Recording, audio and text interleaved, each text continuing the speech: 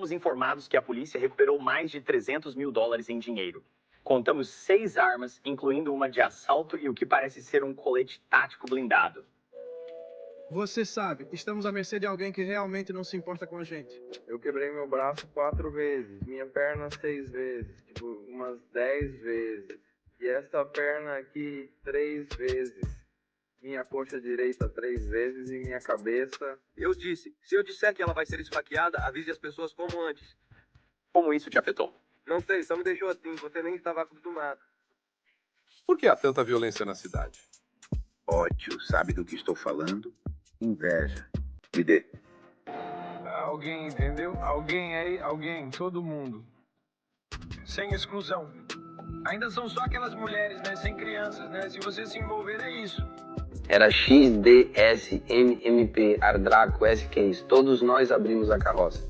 Essa palavra é usada após a família descer pelo lado norte ou sul, certo? Você pode ser morto em qualquer lugar. Pode ser morto no condado, pode ser morto no centro. Você pode ser morto no lado sul, pode ser morto no lado oeste. Você pode ser morto no lado oeste.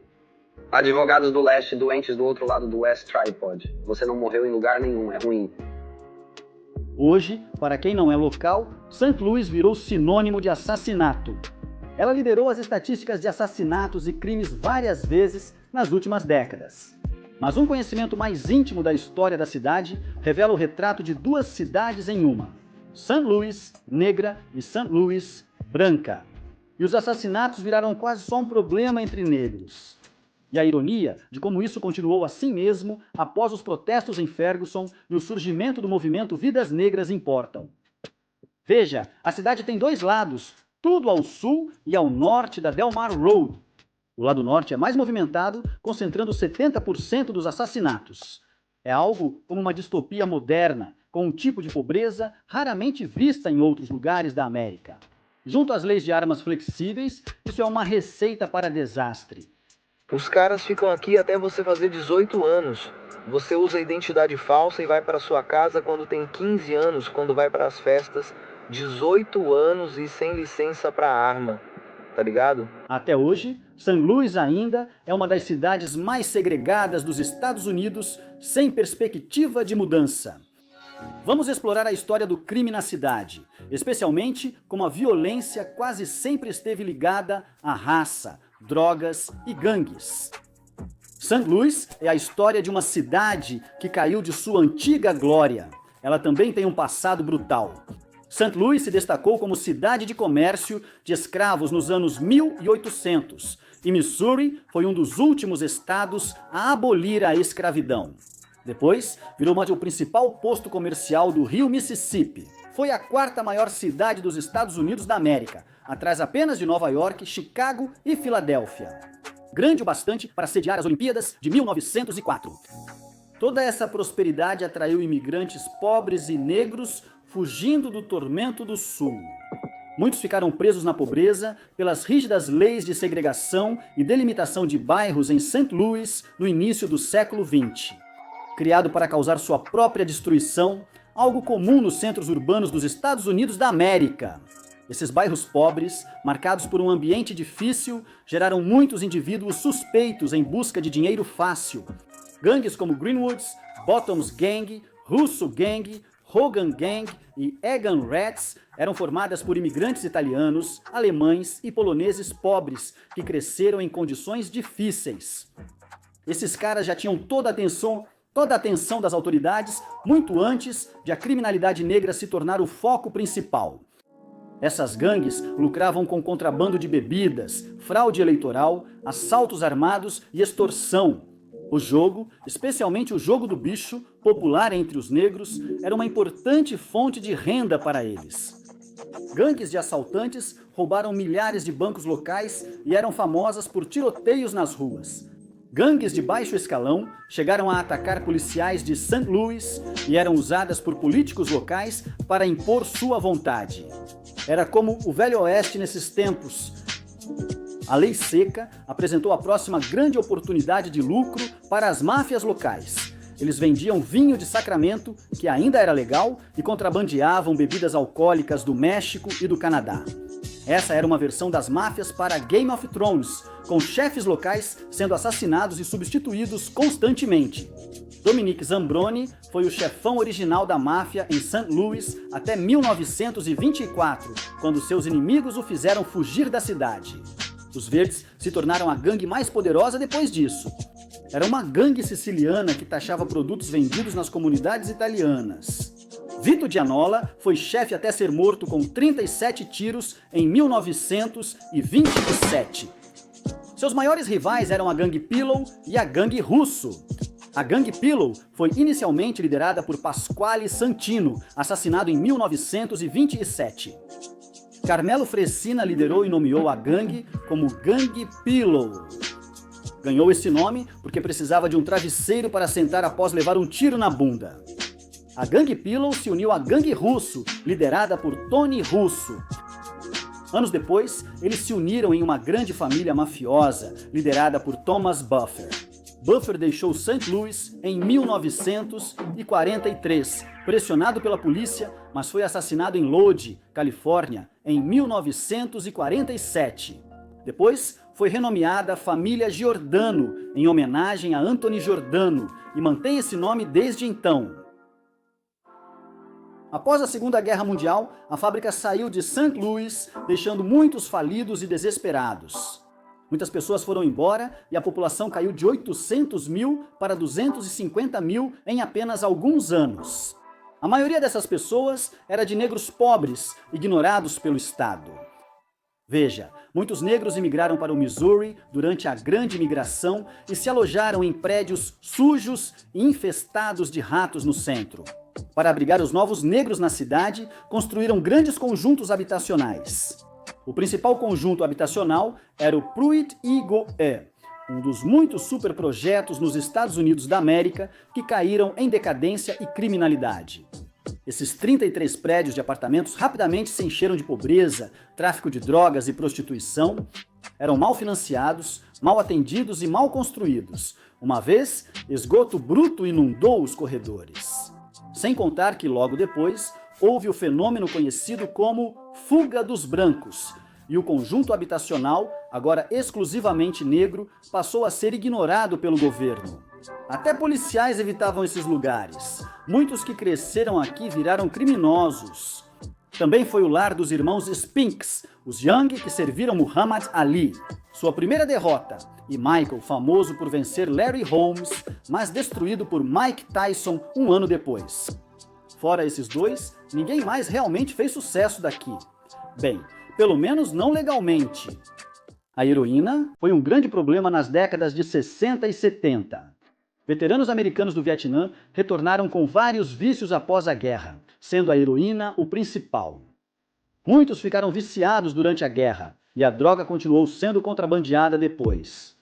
Até nos caixões dos soldados mortos. Era a maneira mais fácil de ganhar dinheiro nos anos 70. Muitos negros sem acesso ao sonho americano passaram a vender drogas. Naturalmente, Pruitt-Igoe, o maior conjunto habitacional da cidade, virou o quartel-general da heroína. O líder da operação de heroína era Terry Joe Cooley. Terry Joe Cooley e sua turma dominavam o mercado de heroína e estavam faturando alto. O cara era um típico chefão dos anos 70, casacos de pele, mulheres lindas, mansões, carros velozes, tudo isso. Mas o negócio da heroína tinha um lado sombrio. Toda oposição ou concorrência era punida com morte.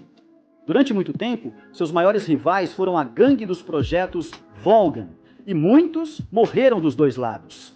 Terry era ambicioso e tinha grandes esquemas e planos de expansão, mas St. Louis sendo St. Louis, havia tubarões na água, e alguém queria tomar o lugar de Terry. Aos 31 anos, Terry Cooley morreu de forma brutal, baleado na cabeça e abandonado para morrer em um porão escuro. Perto do corpo estavam sua esposa, seu filho de 10 anos e seu sócio, todos baleados na cabeça várias vezes.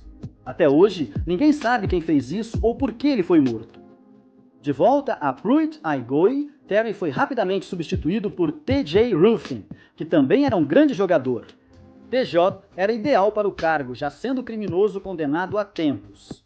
Mas ser o chefão significava que ele tinha um alvo nas costas desde o primeiro dia no trabalho. tanto os federais quanto os rivais dos projetos Vaughn. Em janeiro de 1972, T.J. Ruffin entrou na taverna da Lily, em North Sierra. Mas, logo atrás, seus inimigos Fred Parker e os irmãos Sam Earl Davis o seguiram. Antes que tivessem a chance de acabar com ele, TJ se virou, sacou sua arma e matou os dois irmãos. Mas ele ficou no fogo cruzado. Ele se recuperou dos ferimentos, mas os federais montavam um caso contra ele. Assim que ele saiu, rastrearam-no até o apartamento da namorada. Dizem que a polícia chegou e tiros foram ouvidos vindo de dentro do apartamento. Policiais usaram gás lacrimogênio, provocando um incêndio que matou T.J. Ruffin e sua namorada. A autópsia mostrou que ambos se mataram a tiros antes de serem queimados. Nessa altura, Pruitt Igoe já tinha sido destruído, mas o assento no topo continuava vago de qualquer forma. O próximo foi Nate Sledge, outro criminoso de carreira e um notório assaltante e atirador. Entrava e saía de prisões e era suspeito de muitos assassinatos não resolvidos no submundo do crime.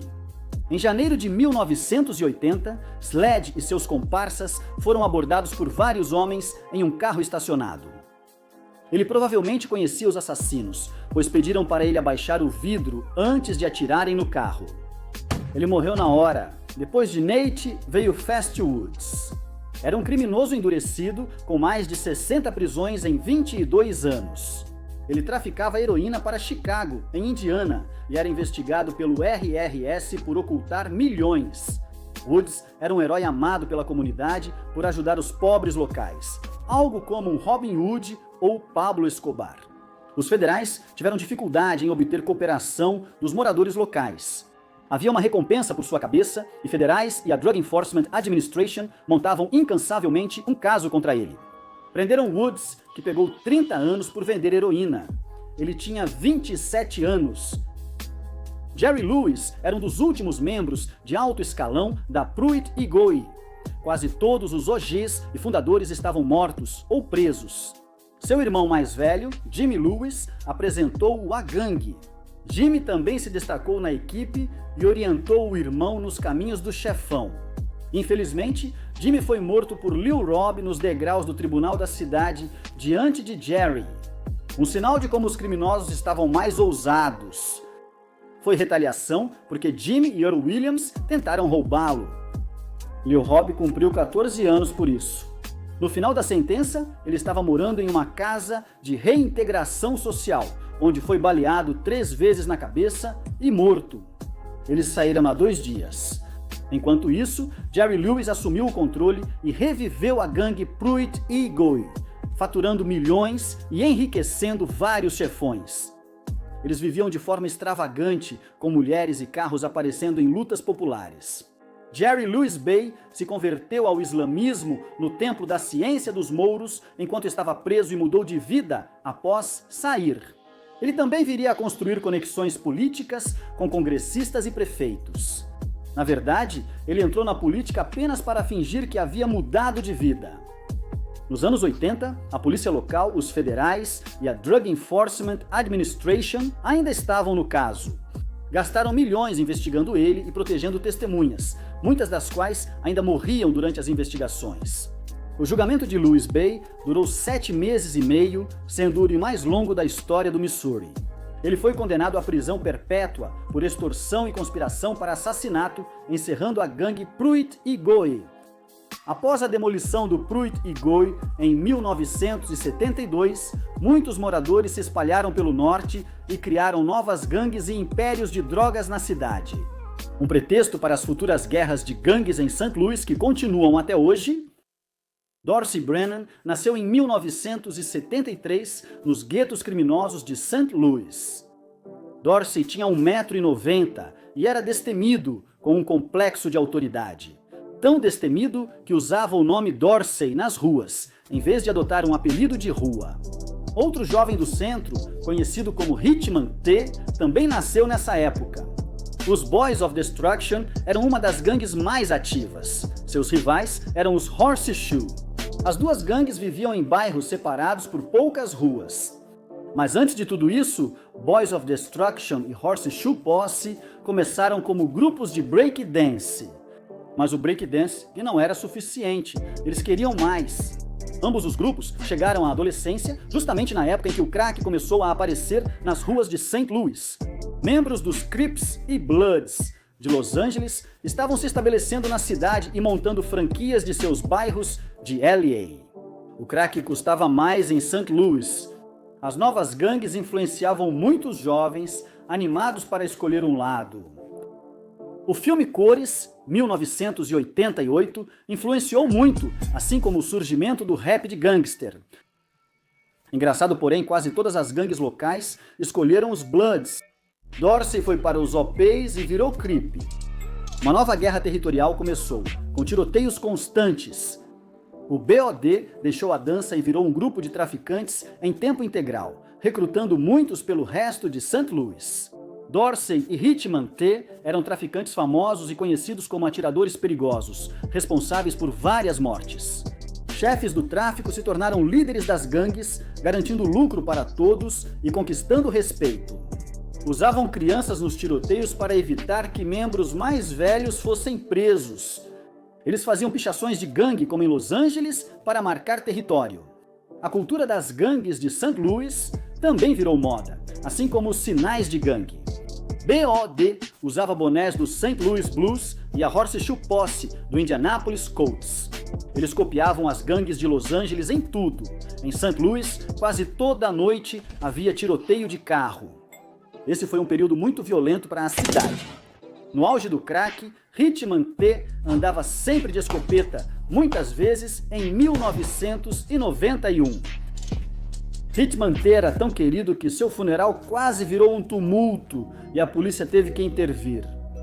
Dizem nas ruas que Dorsey mandou desenterrar o corpo de Hitman T depois. Isso nunca foi confirmado.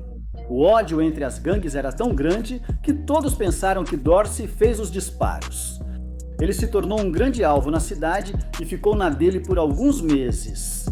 Assassinatos por retaliação eram frequentes e muitos não foram solucionados. Foi um dos finais de semana mais sangrentos da história de St. Louis. St. Louis mergulhou em uma guerra depois disso, com a violência de gangues disparando e atingindo números recordes. Rivais tentaram incendiar a casa da mãe do Hitman T para matar sua família. Dorsey deveria se controlar, mas não resistiu ao desejo de voltar às ruas. Em outubro de 1991, Dorsey levou 7 tiros no peito e, de alguma forma, sobreviveu. Mesmo após ganhar uma segunda chance, Dorsey foi baleado 2 vezes numa briga em frente a uma boate no mesmo ano. Isso reabriu os ferimentos dele e ele morreu. Os Boys of Destruction e o Horseshoe Posse se dividiram em grupos diferentes, mas a cidade nunca mais seria a mesma depois disso. A era do crack diminuiu nos anos 90 por leis antidrogas rigorosas, reduzindo o encarceramento e assassinatos. Como resultado, uma geração de meninos cresceu sem pai no duro lado norte. Nova onda de violência se aproximava. Era questão de tempo. O assassinato de Michael Brown e a absolvição do policial provocaram agitação em St. Louis. Aqui era comum, brutalidade policial sem punição. St. Louis sempre teve tensão entre a polícia e os negros locais. De plantar drogas em pessoas a focar nos negros na epidemia do crack. Como em Los Angeles em 1992, a notícia da absolvição e as imagens do confronto que matou Michael Brown revoltaram as pessoas. Nas semanas seguintes, ocorreram tumultos e saques em massa com cenas transmitidas mundialmente. Isso também deu origem ao movimento Vidas Negras Importam. Mas nada disso serviu para unir os gangsters. Dava para fazer qualquer coisa na cidade, pois todos estavam no condado de Ferguson naquela época. Fazendo bagunça, você podia ir ao centro e eliminar seu inimigo no lado oeste. Polícia não vai aparecer porque todos os policiais estão em Ferguson. Você pode roubar tudo na cidade agora, ou matar quem quiser, porque todo mundo estava em Ferguson naquela época. Depois disso, o relacionamento da comunidade negra com a polícia em Ferguson e St. Louis mudou para sempre. No geral, porém, eu vi a polícia agitada. E isso é como... Foi uma sensação assustadora e positiva ao mesmo tempo. Poder simplesmente passar de bicicleta pela polícia e vê-los abaixarem a cabeça, eu nunca tinha experimentado isso. Sempre notei a polícia me encarando até eu abaixar a cabeça. Mas passar por eles e ver na hora como eles ficaram abalados, acho que isso realmente fez diferença para a televisão. Nos anos 90 e 2000, o rap mainstream passou a destacar as pessoas negras das áreas centrais das cidades. E as grandes cidades tinham pessoas que as representavam, mas St. Louis nunca teve realmente ninguém. Cidades como Nova York, Los Angeles, Atlanta, Houston e Memphis tinham fortes cenas de rap, oferecendo a jovens pobres a chance de sucesso e de sair da periferia. St. Louis, por outro lado, só viu Nelly alcançar o sucesso. Alguns outros, como Tingy, Jaquan e Ray, apareceram e desapareceram, mas nunca se tornaram figuras permanentes na cultura. Para negros do centro, o sucesso há décadas vem pelo rap ou pela liga. Então, para quem não tem 1,97 m ou não é atlético, isso geralmente significa a primeira opção. O drill music, surgido em Chicago, trouxe de volta temas do gangster rap e do hip hop. Colocar as letras mais odiosas e desrespeitosas na batida nunca foi tão popular. Isso impactou St. Louis fortemente, e o hip hop local passou a tratar desses temas. Assim como os rappers de Chicago, a cena do rap de St. Louis passou disso para isso. Embora muitos desses rappers da nova geração tenham alcançado o mainstream, como Metro Boomer, Smino e Cometazine. Alguns ainda têm bons números no YouTube e conquistaram grande influência em sua cidade. A cena do drill cresce ao se gabar de atos maliciosos, provocar rivais e exibir ter fumado fulano e ciclano, o que equivale a se delatar. Está cada vez mais comum a polícia usar letras de música em casos. Existem muitos artistas tentando fazer músicas positivas ou motivacionais. Porém, o fascínio pelo drill, rap e histórias de violência faz com que o gênero tenha mais audiência que músicas positivas. Como muitos desses caras são traficantes ou das ruas, seu rapper favorito está sempre em risco de virar mais uma estatística de homicídio. No chão, a antiga linha de cor desaparece. Até Bloods e Crips se dão bem nas quebradas de St. Louis. Não tem esse negócio de isso, não é gangue, isso não é jogo organizado, isso não é crime organizado. Não tem ninguém, não tem original gangster, não tem grandão, não tem... Tipo, tem um Crip, Blood, Gangster Disciple do lado leste e até um maldito Vice Lord, tudo junto em um canto agora. Aqui não envolve cor. Aqui é sobre o que você realmente representa na sua quebrada. Agora a treta é entre as gangues. Infelizmente, não há fim previsto. Por isso, St. Louis é considerada a capital do assassinato dos Estados Unidos da América. Segregação, drogas, gangues e música drill. Mas quem é o verdadeiro culpado aqui? Você decide.